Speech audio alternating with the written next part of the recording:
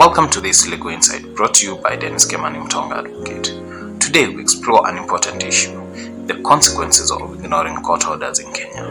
In any lawful society, court orders are not optional. They are binding directives issued by a competent authority. But what happens when someone chooses to disregard them? Let's break down the legal framework in Kenya and understand why respecting court orders is a cornerstone of a functioning justice system. First, let's understand what a court order is. It's a formal directive issued by a judge or a magistrate that requires a party to do or not to do something.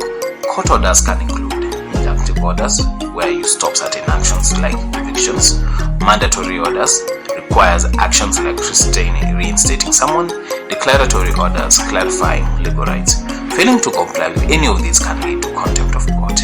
In Kenya, contempt of court is governed by common law and Section 5 of the Judiciary Act. There are two main types: civil contempt, not following a court's order, and criminal contempt, includes things like insulting a magistrate or obstructing proceedings.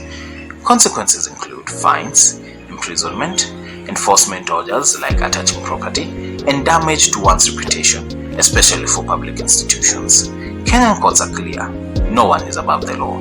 In Republic vs. Cabinet Secretary for Transport 2014, the court warned that disobedience threatens judicial authority. In TSC vs. Kenya Union of Teachers 2015, the court emphasized a party cannot choose when to obey the order. Respecting court's orders is vital. It upholds the Constitution, promotes justice, builds public trust, and avoids unnecessary legal action. The rule of law applies to everyone. Disobeying court orders undermines the justice system and weakens the institutions we all rely on. If you disagree with the ruling, you can appeal. But until then, compliance is mandatory. If you received a court order or need legal help, please visit dkma.co.ke for consultation. We are here to assist. Please note that this is not legal advice, just general information. For legal help, please speak to a qualified advocate.